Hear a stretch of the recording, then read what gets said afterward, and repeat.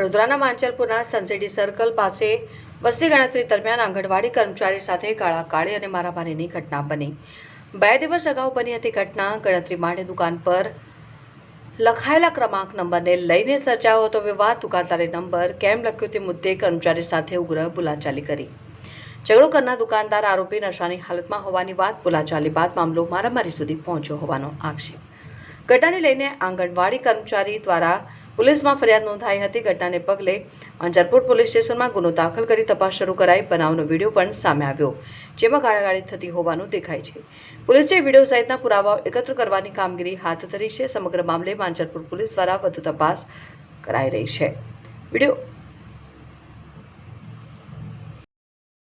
ગત 20 જૂનના રોજ માંજલપુર પોલીસ સ્ટેશનમાં એક ગુનો દાખલ કરવામાં આવેલો છે, જેમાં ફરિયાદી છે રિંકુબેન ડામોર, જેઓ આંગણવાડી કાર્યકર તરીકે નોકરી કરે છે અને વસ્તી ગણતરી કરવાની એમની જવાબદારી એમની નોકરી આપેલી હતી.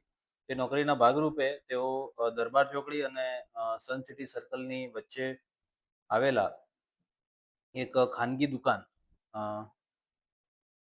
જેનું નામ છે ડ્રીમલેન્ડ કોમ્પ્લેક્સ, ત્યાં એન્જલ એન્ટરપ્રાઇઝ નામની દુકાન નંબર 23માં જ્યારે વસ્તી ગણતરી ની પ્રક્રિયા માટે ગયેલા, ત્યારે ત્યાં હાજર એક વ્યક્તિએ, અજાણ્યા વ્યક્તિએ તેમની સાથે ગાળાગાળી બોલાચાલી કરેલી અને સરકારી કર્મચારીના કામગીરીમાં અડચણ એ રીતની ફરિયાદીએ ફરિયાદ આપતા ભારતીય ન્યાય સંહિતાની કલમ 115(2), 296(b) અને 221 મુજબ ગુનો નોંધી હાલ તપાસ કરવામાં આવી.